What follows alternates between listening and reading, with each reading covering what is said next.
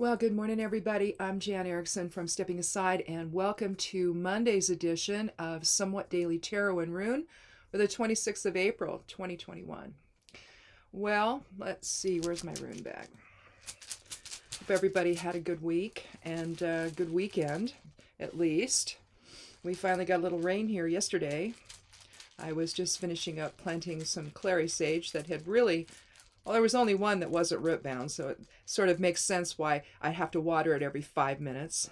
So anyway, they're all in the ground now and or in a big pot somewhere, and so that's cool. I got them through the winter and inside the house, and now they're in their homes outside. So yay, one less thing to worry about. We have Gebo for today's Elder Futhark rune, so balanced energy exchange with others. Basically, it's Kenaz in all directions. In fact, let me draw that for you here. Let me get one that you can see it on. I'll explode it out for you. So when we do this, basically we're looking at Kenaz in all directions. So we're looking at the light of spirit, and transplant dirt under my fingernails. But we're basically looking at the light of spirit that is informing all of this balanced energy exchange that we have with other people. It's also known as the gift, reciprocity, but it's spirit based. You know, it's not the kind of reciprocity that you're going to have when ego is actually in the driver's seat. It just basically happens when things come from spirit. You know, we understand that whole essence of all of it, and we understand where that comes from, where it invokes from, that it's actually coming from spirit and not ego. Ego is self-centered. So ego doesn't really have the ability, it might get it right once in a while, but mostly ego comes from the standpoint of what's in it for me, you know, and doesn't really care about what's in it for other people, actually. So Gebo, for Monday, about on a moon day, with the full moon. We have the full moon tonight. So it was beautiful last night. Maiden was beautiful. In fact, look on today's magical forecast for there'll be a moonshot on there from last night. It was just incredible. There was some cloud cover, so it really made it just made it so witchy. It was very cool. Let's take a look at what the geomancy rune is for today. Let's see, that's air. Excuse me, though. The pollen is still just going crazy outside. And so I'm affected. My husband's affected. I think he's had a headache for over a month. Let's see, we have Pur as today, or not Pur, but Puella as today's geomancy rune. So scattered little girl energy, so it's positive. You know, it's fortunate, but it just kind of consider just your curiosity is just getting the better of you, and you're just focus is scattered. It also can mean a loosening of perception. And so to come back into balanced energy exchange with others, maybe, you know, with Gebo, maybe we need to rethink things, rethink how we see things.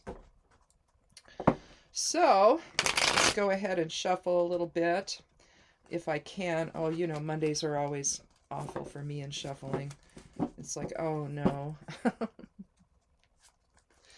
You don't want my hands to do that, do you?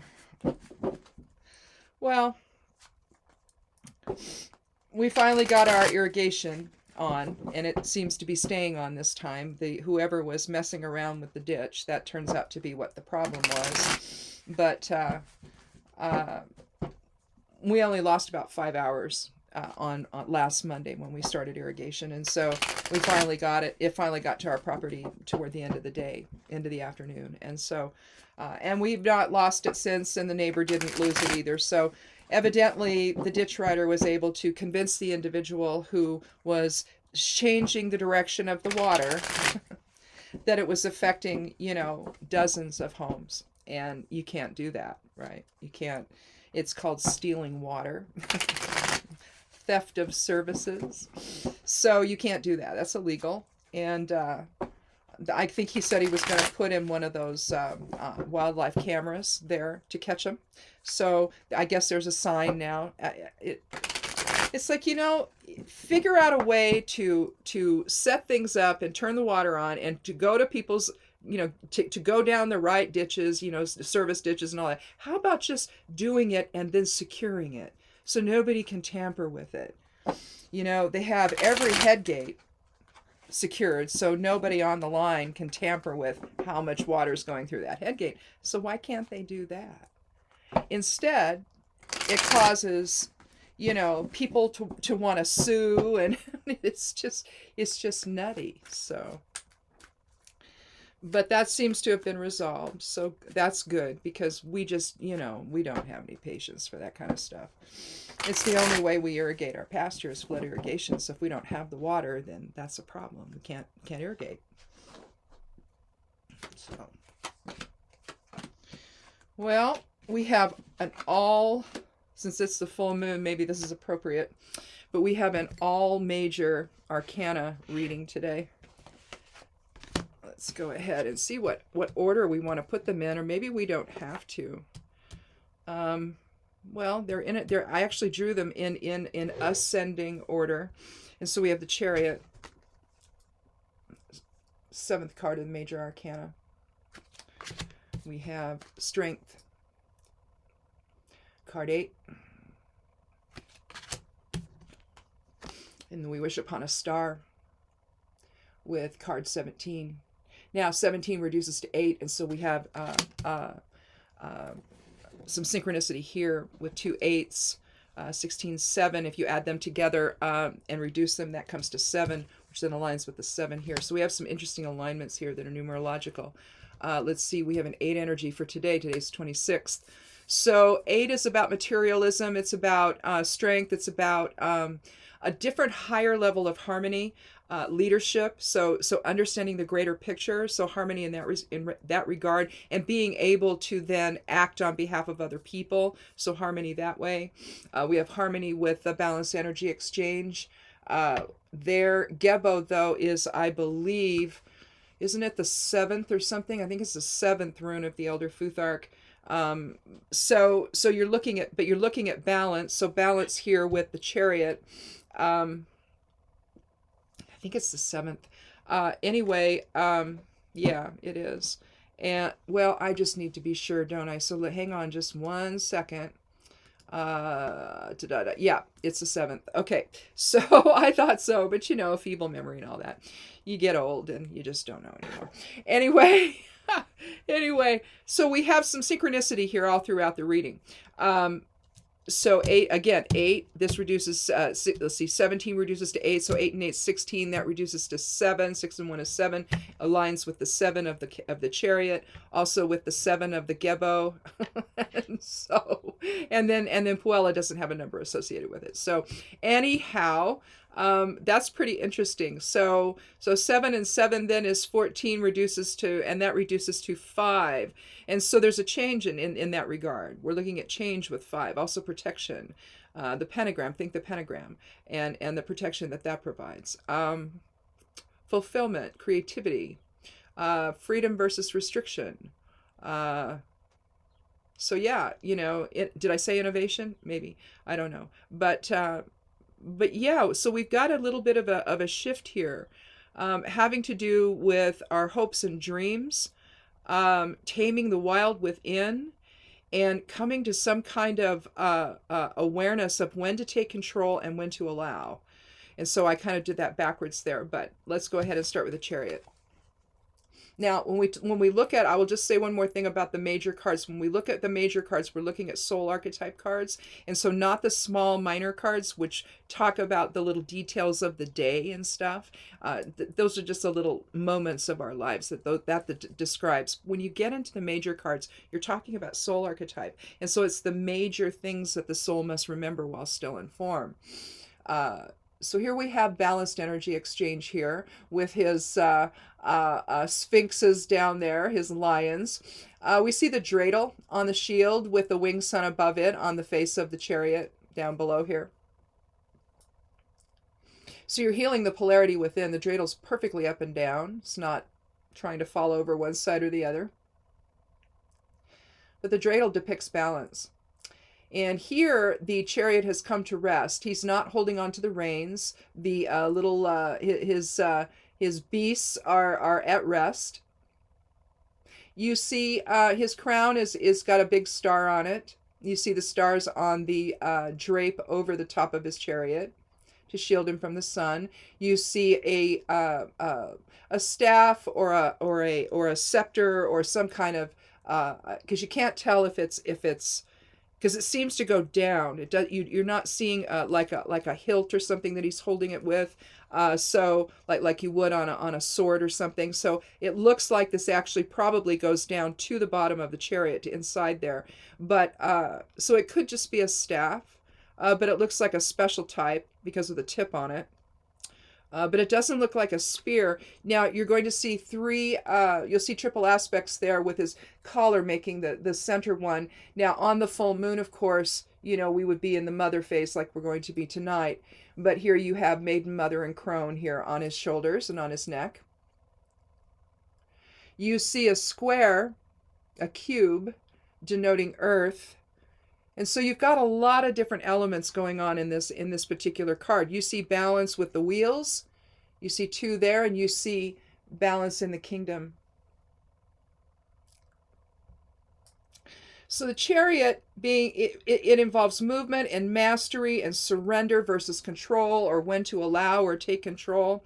It could also be considered like the Merkaba and our soul vehicle in a sense, because we're basically observers here. We're observers of everything that's going on, and then we're making decisions about how we feel about it and how we're going to interact with all of it. But basically that's what we are. The soul is here to observe and to interact with its experience.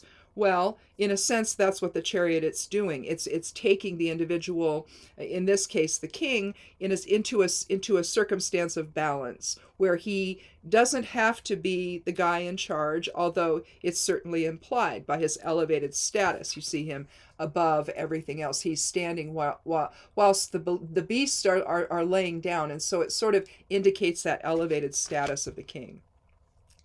But 7 is about balance. It's about mastery. It's about letting things come to rest and observing.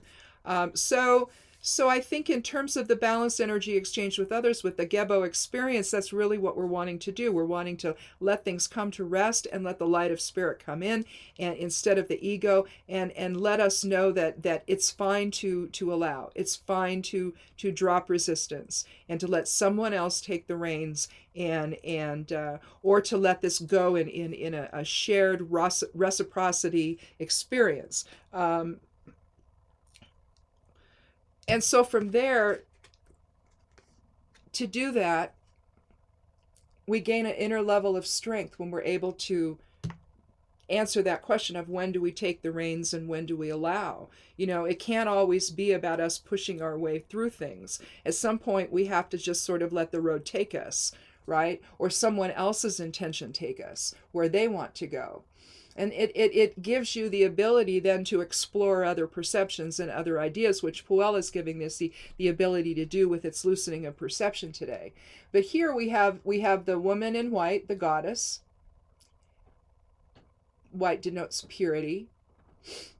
You see some mountains in the background there. Now you see a crown of flowers, I believe. Is that flowers? At least it's greenery. And then above her head, you see the lemniscate, which indicates the cycles of life, but also balancing polarity. But here we're taming the wild within. She's holding open the lion's mouth, isn't she? So it's trust, it's mastery, it's unconditional love, it's goddess power, it's courage that's involved in strength. But again, I think it has to do with how we manifest the chariot and how we manifest when we take the reins and when we let someone else do that. Living in balanced energy exchange, essentially. But when all of that is taken care of, you see, then we move to the 8 energy of the 17th card of the major arcana. When you see the large star, or large whatever in the center, usually it's a star, that's equal to 10. And then you have the 7 here. So there's your 17. The land's quite barren, isn't it? And the goddess is in her nude form, just like she's in her pure form here in the white dress. Now she's in her nude form, and she's pouring the blessings of spirit into the water and also onto the land. So here we have both the water element, we have the earth element in effect, and she's nourishing the land. But she's also nourishing the pool. She has one knee on the land and one foot in the water. This has to do with transformation and bringing our hopes and wishes to fulfillment, basically. It's about dreams and insight and inspiration. But it's really a manifestation card. It's about manifesting our dreams. So what you've done is you allowed things to come to rest and understand that we have this balanced energy exchange that we need to be in. You know, when we're not in the body, we have no problem with this, okay? We understand that we're all one in source presence, all right? And one in the creator's energy. But when we get into form, then it just sort of all breaks up, right, into all these bodies and these different experiences and whatnot. But the overarching impetus to do that is the wish of the creator to express itself outward into physical form, to understand what that's all about, to play all those options and those possibilities out. And you do it somehow, so you have to have some bodies to do that. And so the souls get broken off and expressed into form. And it's there that we appear fragmented, but in truth, we aren't. In truth, we live in Gebo and in harmony. When we fold back into the non-physical form and the non-physical energy that supplies that energy to the universe to keep it going, essentially. We do that in balanced energy exchange with other people, with both self and others, internally first and then externally after. And there is some kind of integration, which we see here in the Strength card. Being willing to say to the ego within, we're going to transmute you into spirit here today because you're not listening, and we need to actually accomplish something that's going to be long lasting. And here you have the strength of this whole energy exchange here, evidenced by the mountains behind. It's challenging to do that for sure. Just as it's challenging to know when to take the reins and when not. I mean, we tend to want to push our way, don't we? It's not going to get us anywhere. She isn't going to get anywhere by doing that. So it's the quiet inner strength that and resolve that the goddess has here, again and again and again, where she makes that choice to tame the wild within, to tame the Lilith within, the instinct, the moodiness, everything is in an uproar. Well, what this does is it shows you that you can tame that ego and you can transmute it into spirit and gain the strength that you need to then move on into something better. And here we have our hopes and dreams being established.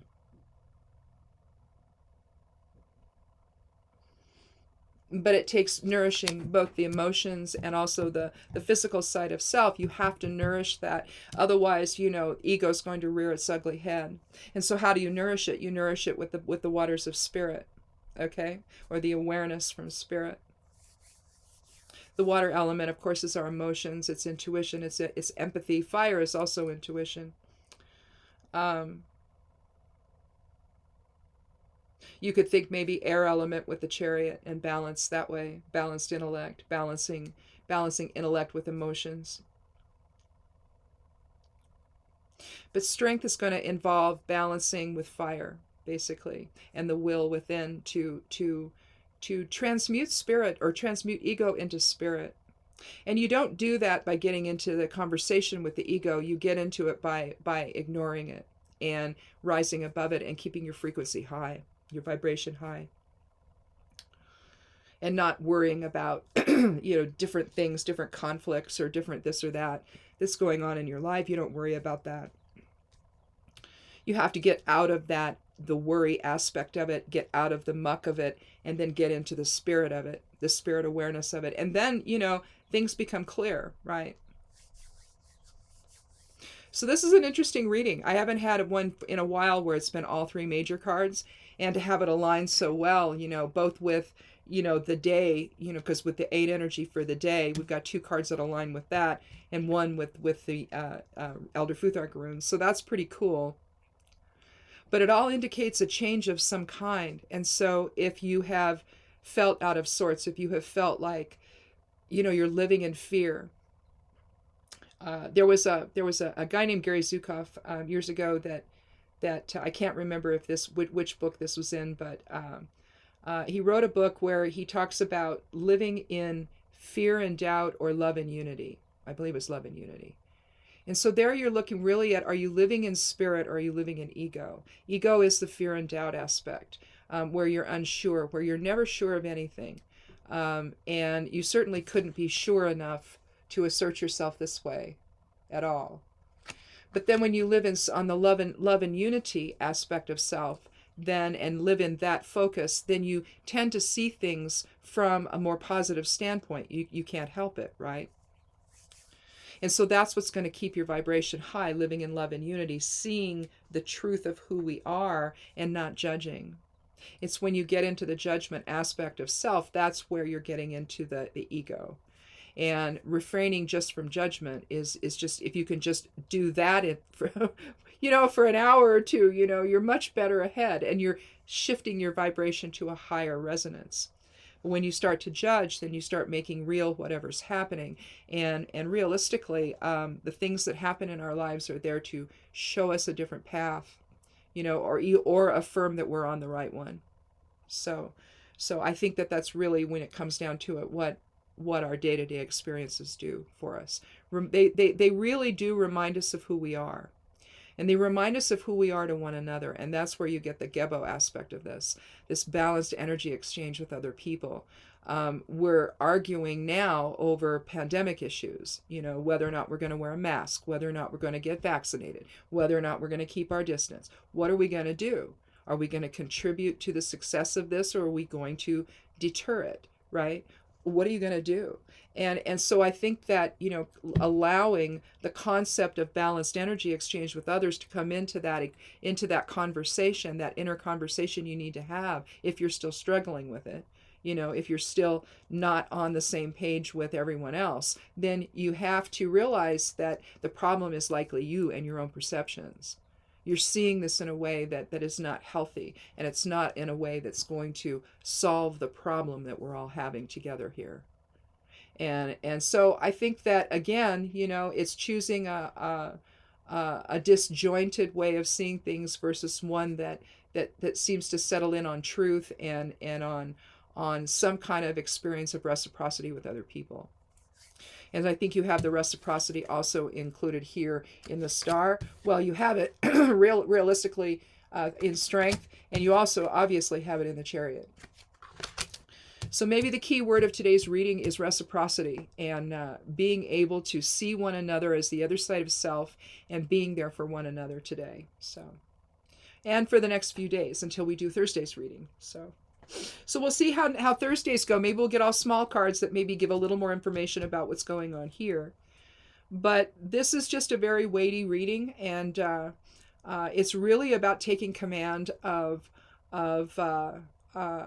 the greater purpose that we all share, and your own role in that, and having that come from spirit versus ego. So anyhow, I guess that's it. We'll go ahead and close. And again, Esoteric Influences went up on the blog. I don't know if I cross-posted it over on Medium, though. I know I did it over on Patreon.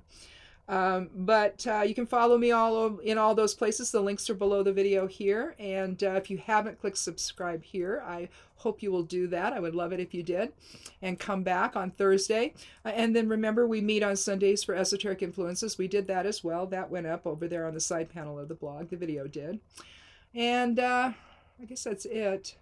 Look for the Magical Forecast Monday through Friday that goes up on the blog. Goddess Effect, depending on if it changes enough, I'll do one of those.